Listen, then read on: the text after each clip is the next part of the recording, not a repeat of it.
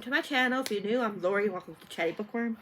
I wasn't able to vlog the whole week for the Trans Right Readathon, so I thought I would give you an update. I did manage to read 4 books.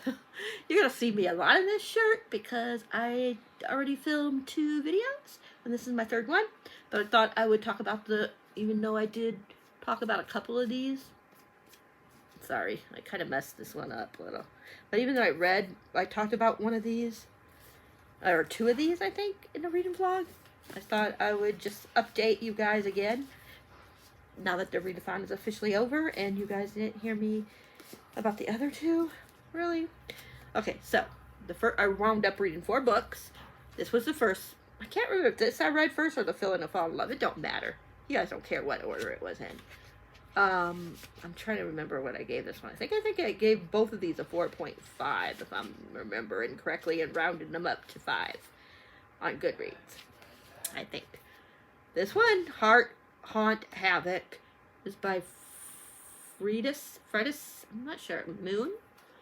It's described as a horror erotica book. So it's, if you're not really into a lot of sex, I would say don't worry about this. You know what I mean? Like, worry about it because it's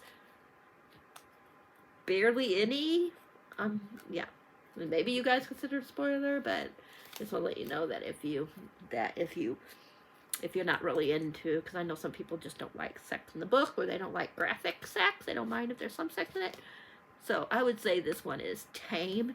If you want more of like a mystery, horror, thriller, whatever you want to say, then I would go for this one. I thought it was really good. It was creepy to me, but it wasn't scary. Like, the imagery, I thought was really good. Like how the author talked about, like, what was haunting the place and stuff like that. I just really enjoy this. It's about Colin, who is hired by Bishop to come to Bishop's house and to get rid of what is haunting their house. So yeah, and they start to fall for each other. So yeah. The Feeling of Falling in Love by Mason Deaver. This one was also like a 4.5 rounded up to a 5. This out of the 2, I think I probably like this one better out of the 2. Yeah. This one is, I forgot his name again. Nil. He has an agreement with Josh, and it's like friends with benefits type of thing, and Josh does the unthinkable and starts to catch feelings for Nil. And they're supposed to go to Nil's brother's wedding, and Josh has to go no matter what because Josh's brother is best friends with Nil's brother. So he's like, okay, I don't really like my roommate. I forgot his name. Wyatt. I don't really like my roommate Wyatt, but maybe Wyatt, if I offer Wyatt a certain thing, maybe he will pretend like we're in love and we're dating, and it goes from there. So yeah, I really liked it. I thought it was it was very interesting. It took me a little bit to warm up to Nil, but once I did, like, that was it. I loved him, and there was no going back, even though there was like a couple little things that kind of, made it more of a 4.5 than a 5. But I still really enjoyed it. I can't remember. I think I read Peter Darling and then Pet last, but I could be totally wrong. Peter Darling. This one was absolutely my positively favorite one out of the 4. This one is by Austin Chant. This is Peter Pan retelling. And Peter Pan and Hook might fall for each other. And it's Peter coming back to Neverland. And it goes from there. I really love this. It's had a really good, like, spin on the Peter Pan retelling. Yeah, it was just like, yeah, I definitely want to reread this sometime this year and annotate it. As you can see, I didn't annotate it all until like the end. But there was a lot in here, but I was loving it so much I didn't want to stop to annotate it. But there was a couple I was like, okay, I have to really like do it here. I really have to annotate it here. So I did in a couple of spots. Yeah. But yeah, I just love this one. Like, yes, it was so good. I just, like I said, I really loved the spin of the Peter Pan retellings of this. I loved, like, what we find out about certain things. Yeah.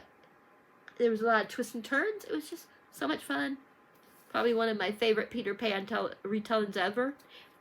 I did read a Peter Pan retelling, a different one this year, and that was a 6-star as well. So, I think it was something about Neverland. I can't remember the title, but something with Neverland in it. And I freaking love that one. Like, I prefer the retellings over the actual book. So, it was really good. And this was my second favorite out of what I read. Pet by Iwaki? I don't know how you say the author's name. I butcher it all the time. But Pet. This one, in this world, there's not supposed to be any monsters. You know what I mean? And they don't mean like, just like, they don't mean like, you know, like creature monsters. They mean like there's not supposed to be no like any bad thing, you know, any like bad things that are supposed to happen, like, you know, like there's not supposed to be any rape, you know, like or anything like that in the book. That's more what this is. That's more what it is. But I'm trying to remember. Jam, that's her name. That's their name. Yeah, that's Jam. That's Jam. Yeah, the character's name in here is Jam. Yeah. Jam meets Pet. And Pet is there because somebody is being a monster is in their midst and they don't know about the monsters. And Pet's there to get Jam to help figure out who the monster is. And it goes from there. I thought it was very intriguing. I want to read, I want to get the one with her mom. I forget what her mom's name is. Bitter? That's what I don't know if that's the mom's actual name or if that's just what they call the Jam's mom. But yeah, it's like 20 or 25 years before this. So I guess it's like a prequel kind of, like how like it happened, how things proceeded to where there's not supposed to be like, you know, like monsters, you know what I mean, what they consider monsters. But yeah, so those were the 4 books I read, and yeah, all of them were really good. Like the lowest were the 4.5s, which were these 2, but they were still so close to 5 stars. And this one was definitely my favorite out of them all. And I definitely want, like I said, want to go back and sometime this year and reread it, annotate it, mark it up. Now that I know I love it and want to keep it. I'm not sure if I'm going to keep any of these ones, even though I loved them. I don't know if I would reread them. Maybe Pet I would reread. But I don't think I would reread Heart, Haunt, Havoc, or The Feeling of Falling in Love. But I still really loved them. 4.5 is a good rating. It's just not something that would, you know, that I would want to read again now that I've read it. You know, there's certain books that you can read over and over again, no matter, you know, and then there's some books you freaking love and you only can read them once. You know what I mean? So, but yeah, out of the 4, these would be the 2 that I'm probably going to keep and reread and mark up. So, yeah.